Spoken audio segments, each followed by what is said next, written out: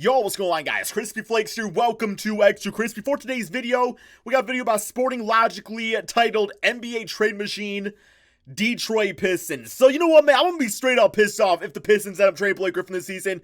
Because if they do, like, seriously, every single member of the front office deserves to be fired. Because Blake Griffin literally came off his best damn season ever as a basketball player, right? So it's like, if you trade him now, pretty much you're gonna do, they decrease the trade value.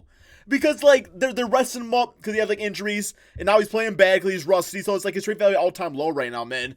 So we're going to see what Sporting Logically has to say. I imagine Griffin, Drummond probably going to be named in this video. Hopefully not Luke Kennard. Let's get it. My name is Tucker, and today is another episode of NBA Trade Machine. And rather than just doing one particular player like I normally do, in this video we're going to be focusing on a team in general. Whole damn and that team, is man. the Detroit Pistons. Whole damn now, team. The reason I wanted to try and do this is because it allows for a couple of different scenarios. If you think that the Pistons should try and go more all in on this team and improve this roster rather than look towards the future, then you can make up trades for that involving any number of players. Where on the other hand, if you think they should start to tear it down and rebuild, then they have plenty of pieces to trade away in that aspect as well. And with that in mind, we have our first trade from Mike.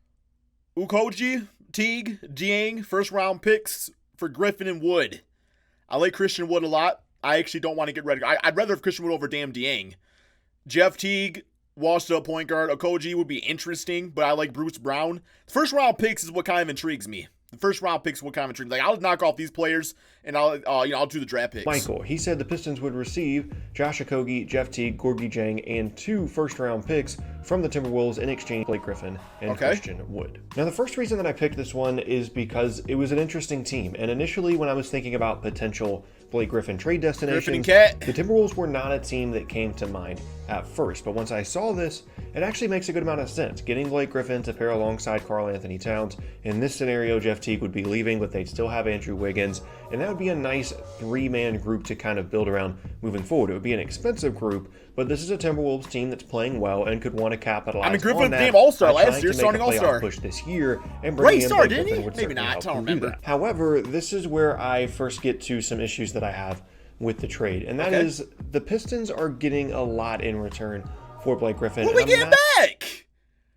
Like Dieng overpaid. Teague's freaking broken down. He's been good since the damn Atlanta Hawks. Like, yes, I will say the first round picks, maybe one first round pick out of this, because the good thing is that I don't know if Teague has a player option or not, so it is a lot of money off the books. Like, if it was an expiring contract, it'd be all over it, but it's not. I don't know. Okogie, though, got a good-ass contract, but I don't know. I'm not sure the Timberwolves really need to give up this much. I understand how well Blake Griffin played last year, but he's now over 30. He's had some injury issues in the past. He didn't start the season. Yeah, but then you get no really all-star player back. And even though I think if he does get moved, it's going to be significant value, giving up multiple first-round picks in addition to a nice young player like Okogie, in my opinion, is too much. Now, part of that is because the Pistons aren't getting as much salary relief in this as they would normally hope to. Exactly. They're getting Jeff Teague expiring, which helps. Then Okogie is on a rookie deal, but the Gorgui Dieng contract doesn't expire until next offseason. Is this 16 per year? So not as much immediate salary relief as they would hope to get in exchange for Blake Griffin. But if I'm the Pistons, I'm still taking this trade pretty immediately if it's offered. Now, it's not specifically said in this suggestion. The only nice thing is the picks, though, and Okogie's like, I'm assuming there will be some kind of protection on them. But regardless, this would be a nice move for the Pistons to make to start kind of tearing down their roster and rebuilding and looking towards the future with a nice young player in Okogie that can defend and will develop as an offensive player, the salary relief, and then the picks. While on the other hand, for the Timberwolves, they're not giving up a ton in terms of their team right now. They would need to find some kind of replacement in terms of the point guard spot with Jeff Teague leaving. My big issue is just the future first that they'd be giving up, but in terms of this year, this would definitely make them a much better team. Moving on now to a trade that I came up with, and this is the Pistons receiving Tyler Reggie Jackson and hell out of here in exchange for Reggie Jackson. Now, this is kind of a weird one, right? Because you're coming into this video thinking it's going to involve all these big-name players and all these big-name teams.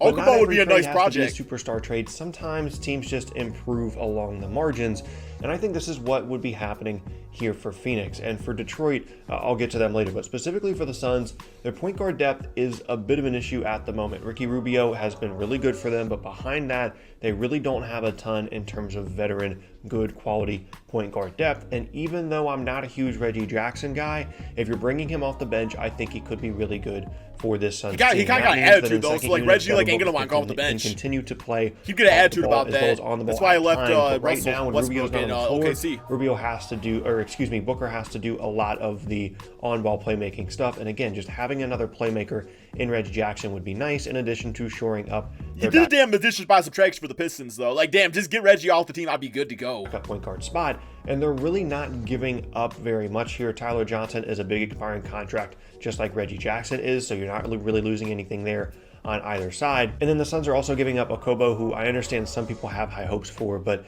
it just doesn't really look like he I watched his first is NBA game. All that well Played in amazing Phoenix at the moment. And so attaching him to Tyler Johnson as just a little bit more incentive for the Pistons to make this deal to improve their guard rotation and potentially if it's Tyler Johnson for Reggie straight up, like Pistons ain't doing that deal because Reggie Jackson is a better player, plain and simple, and they're both expiring deals. So Okobo is really the only reason why the Pistons would bite at this year. Makes sense to me. On the other hand, for the Pistons, the expiring contract stuff, like I said, just kind of washes out. And this is basically just about giving up a slightly better player in Jackson in exchange for a slightly worse one in Johnson, while getting a future player that could potentially be something down the road. You'd be part of the rotation. Okobo. So like I said, I understand that this isn't the most high-profile trade in the world, but not every trade has to be like that. And I think this would be one that would improve both teams in a certain way. Johnson could start. It would be kind of a win-win, like I said, a right now win for the Suns in terms of their guard rotation, whereas the Pistons would get another potential young asset down the road in exchange for a player that's leaving this offseason anyway. Next up now, Randy has a trade in which the Celtics would be Drummond and Galloway for Hayward and a first-round pick. The way Hayward was playing, that's not bad.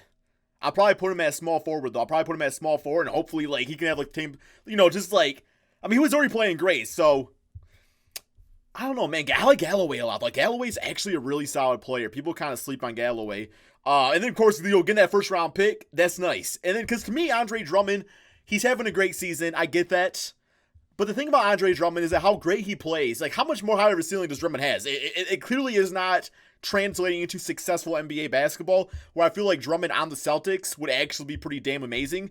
Although I think he got beef with Celtic fans, but I think they would put that behind him. Plus, getting that first-round pick for Memphis, as a Piston fan, I'm doing this in a heartbeat, in a damn heartbeat. Receiving Andre Drummond and Langston 100%. Galloway in exchange for Gordon Hayward and the Memphis 100% doing pick. this. He says Detroit loses 2 players that they might lose in the offseason and get a pick to start the rebuild. Boston lose a pick that doesn't fit their timeline and gets a solid center that can be signed to a team-friendly deal due to his probable lack of a market to fit with the core that they already have. I think Drummond's going to get a max. So this is one of a handful of Pistons-Celtics trades Someone's gonna that overpay involved for him. either Blake Griffin or Andre Drummond, and almost all of them involved a Gordon Hayward swap because that's really the only way that the salaries could work. And I'm still going to go over this trade, but I want to emphasize that I really, really doubt that the Celtics are going to trade Gordon Hayward this year. He was playing a lot better at the beginning of the season. Yeah, their chemistry is like, don't fix it if it ain't broke. He is just really connected to this franchise based off the injury stuff, as well as his connection with Brad Stevens from his college days. I understand that it's still a business and they want to improve their team where they can, but I wouldn't just... Well, their system with like Tice has been like fine and stuff. So it's like if you bring in Drummond, you totally have to rewrite the entire system. Automatically throw him into these trades just because he's the only salary that really works, because I think they are relatively committed to keeping him, especially based off how well he was There was playing talks to Jaylen Brown before he started balling. However, having said that, I can understand the logic here of the Celtics upgrading at the 5 spot. That's something that they need to do. They don't really need Hayward on the wing as much as they need a better player at the 5. Whether Drummond's that player or not, I don't know, but I can understand the logic. Drummond would be an outstanding rebounder, a nice rim roller, someone that would just fit really nicely into this Celtics lineup. That's all they much really straight need away. is And then, the ball. as he mentioned, you can kind of deal with some of the free agency stuff when it happens. And then you're getting Langston Galloway as well, who's not going to be a world beater or anything, but in the backcourt provides he's some a nice baller, size man. You gotta and check him shooting, out. when he's actually playing well. But here's my problems. I already Galloway talked about does the some Gordon nice Hayward things. stuff. My other issue with this is the Memphis pick being traded by the Celtics, because it's possible that ends up just being like the 10th through 15th pick or something next year, because they're probably not getting it this year if it lands in the top 6. I get all that stuff, but I'm just not convinced that Andre Drummond is a guy that you're giving up potential lottery picks for, and especially given that I'm not sure that he's really the greatest fit either at the 5 spot in terms of what the Celtics need. The Celtics need a rim protector, a really good defensive big, and Drummond is solid there, but he's not going to be great defensively, and it's His really defense just has about picked up, though. rebounding. His and defense has offensive picked rebounds up and this season putbacks for and damn things sure. like that. And then there's some other negatives as well with Drummond. So I'm not sure that he's the guy for the Celtics, and I already talked about the fact that I don't think they're going to be trading away Gordon Hayward. So if I'm the Celtics, I'm saying no to this deal. If I'm the Pistons, I'm probably taking it because you're getting like the expiring, which is the equivalent of Drummond, and then you're getting the pick as well, which I think is really good value. Yeah, that pick is what I'm there Drummond for at this point on the trade market. So that's just kind of where I stand on this trade, but I appreciate you saying it. Because really, like, the Pistons don't sign high-named free agents. Like, the only reason we got Derrick Rose is just because like injury history and stuff, man. We got the same reason we got, like, Tracy McGrady in the past. It's just, like, people were, like, sleeping on, like, the old stars, which D-Rose ain't really old, but he got a worn-down body and stuff. So, really, the Pistons, like, their only chance of getting really superstar players is via the draft. That's kind of how it's always been, and unfortunately, the reason they've been in such, like, a bad state over the past decade is because they do a piss poor job of drafting players. You guys have seen the meme about all the players that the Pistons have drafted over other guys that became stars, and that's their issue. So it's like, while the pick is nice, I'll be all for it. Damn, they better freaking cash out on it. Next up is a trade that I came up with, and it is Hassan Whiteside, Mario Hezonja, and a first-round pick going to the Pistons in exchange for Blake Griffin. Expiring deals. For the Trailblazers, this is a package that you're going to continue to see thrown around in Trade Machine videos, whether it's Kent Bazemore or Hassan Whiteside. They have two gigantic expiring contracts to potentially bring in players like Blake Griffin and like Kevin Love and things like that. I'm all for the expiring contract stuff, but it does go back to the point where it's like, okay, if Blake Griffin is off the books going into free agency, what are they going to use the money for? You know, it's like, who's going to sign with Detroit? That's just my biggest issue. Now, for me, again, this is kind of on the lower saying, end in equal terms of value in exchange for Blake Griffin. For the Pistons, like it might be for like the Lakers or Whiteside. I would say the Knicks, basically but just there to make the salaries work.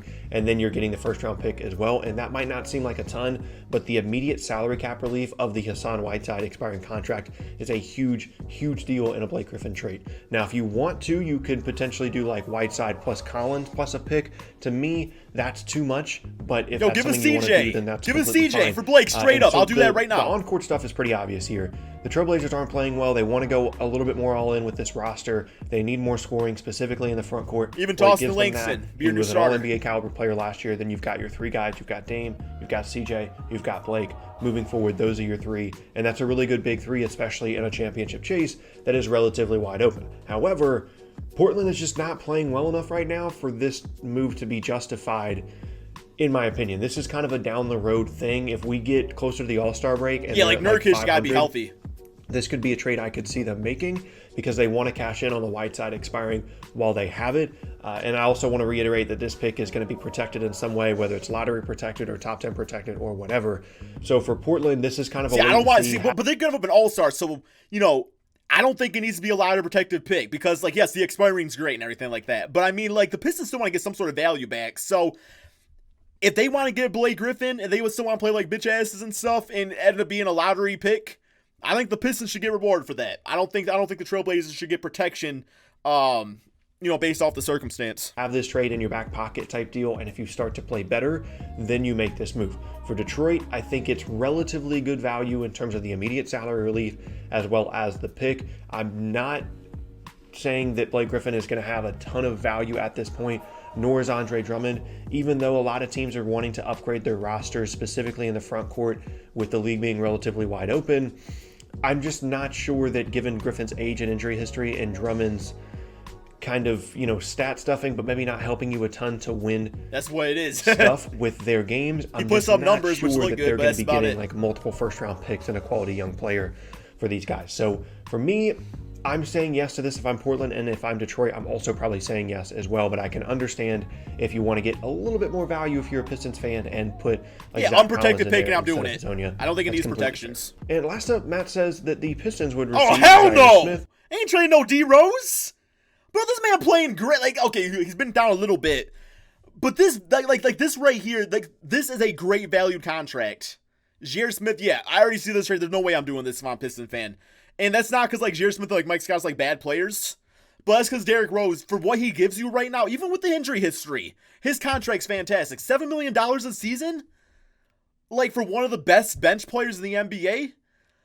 Like, if his contract was, that's $15 million, sure, maybe we could talk about it. But there's no way I'm trading Derrick Rose. Mike Scott in a second round pick in exchange for Derrick Rose. That's He some says, good-ass as a value. Sixers fan, trading Mike Scott hurts, but the Sixers need another guard off the bench who can hit threes. They rank dead last in three-point attempts, and if the Pistons decide it's time for a rebuild, D. Rose will want to be traded to a contender. They can be traded contender, but better be some damn stuff. I really want to see Derrick Rose on the 76ers. I never really knew that I wanted to until I saw this trade, and it really piqued my interest. I feel like he would play really well for them as a scorer on the perimeter, as a playmaker, as he said, as a guy that can make jump shots.